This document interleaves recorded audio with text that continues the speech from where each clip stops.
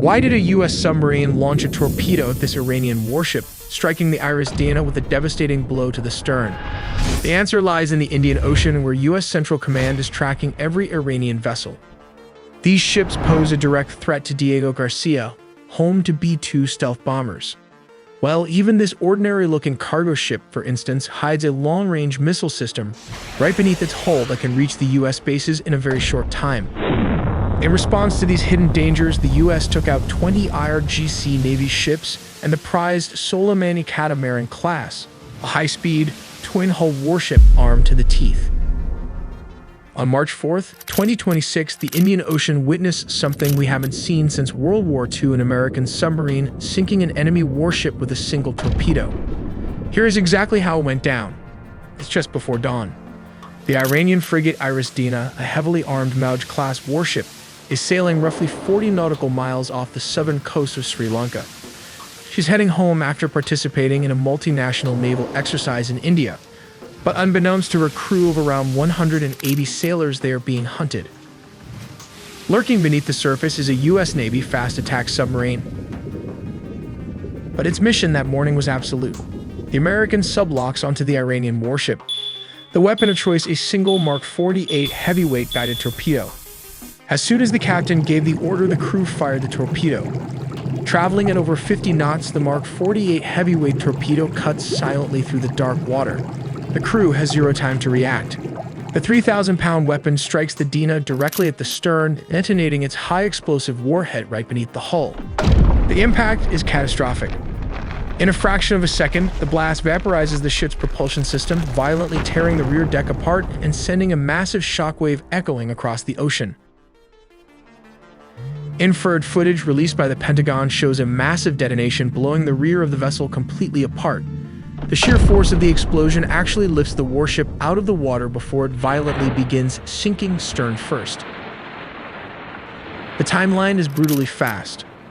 Just before 5 o'clock a.m. local time, the torpedo strikes. At 5:08 a.m., the crippled warship issues a frantic distress call to nearby coast guards.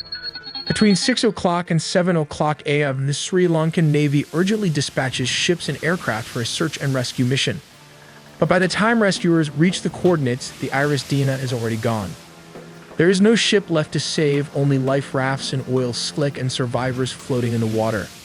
Ultimately, 32 sailors are rescued, but over 80 lose their lives in the dark waters. But how does a US submarine find an enemy target, using active and passive sonar to lock on and fire a torpedo? Active sonar emits pulses of sound waves that travel through the water and reflect off the target and return to the ship.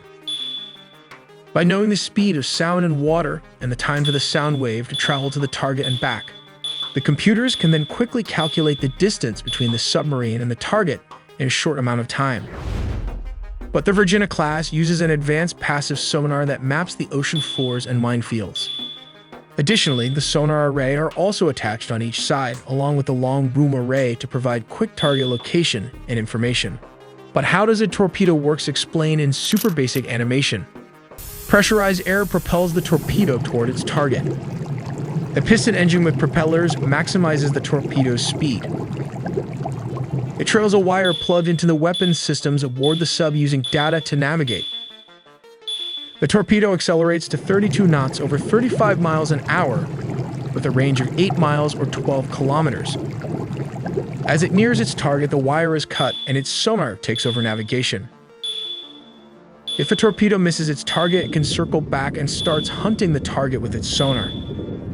This one torpedo has the explosive power of 1,200 pounds of TNT, and I guess you do not want to be at the receiving end of this weapon.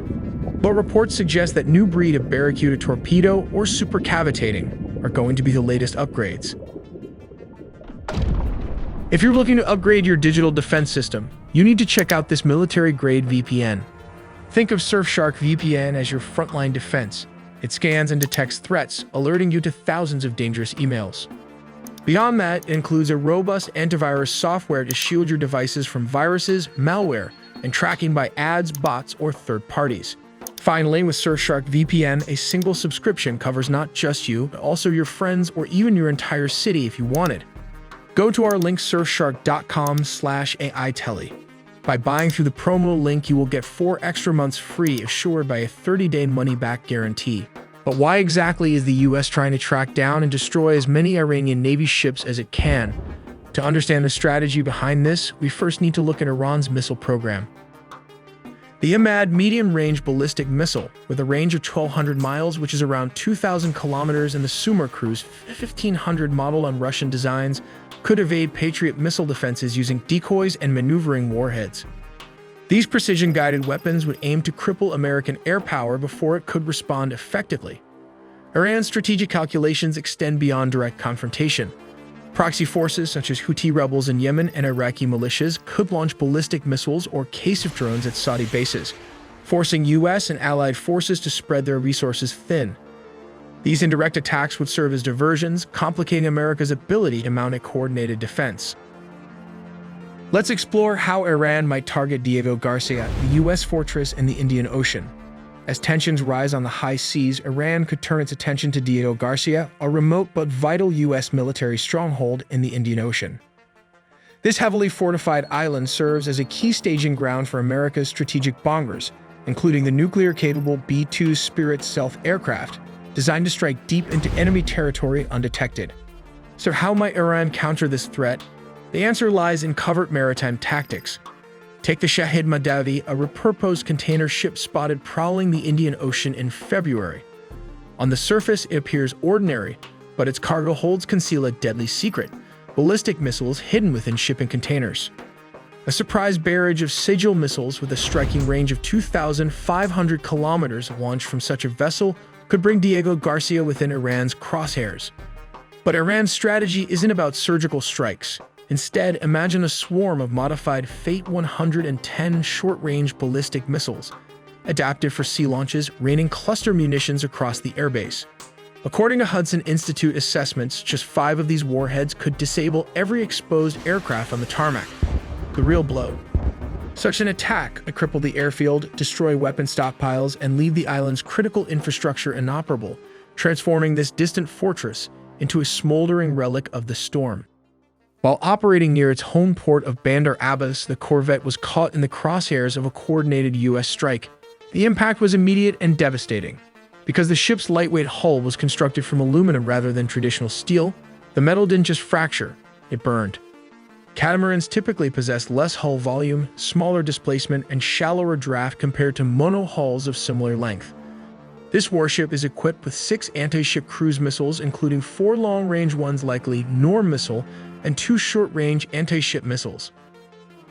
It might also be the first Iranian warship to be equipped with a VLS vertical launch system. Its VLS includes 6 larger cells for surface-to-surface cruise missiles and 16 smaller ones for surface-to-air missiles, all located behind the command bridge. The ships are equipped with a helipad and an underlying crane designed for the deployment and retrieval of fast attack boats. They have the capacity to carry fast-moving surface vessels, along with the capability to retrieve and rearm them efficiently. But wait, that's not all. This vessel is also able to carry the Bell 4-112 heavy helicopter with anti-submarine capability, as well as various types of drones like the Shahid UAV, enhancing the combat organization of the Army, Navy, and the IRGC. This is the new Iranian IRGC vessel, the Shahid Mahdavi, which is a conversion of the 240-meter-long cargo vessel Sarvan. Yes, they literally took this cargo ship and re-engineered it into an amphibious vessel.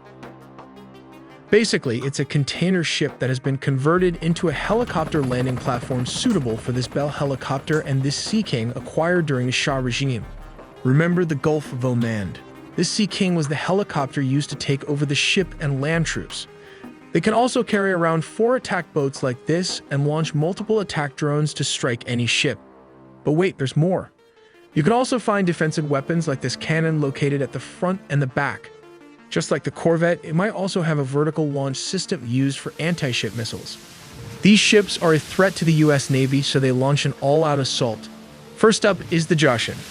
When this Iranian fast attack craft approached a US surface action group, it fired a US-made Harpoon missile, a remnant from pre-revolution armed sails.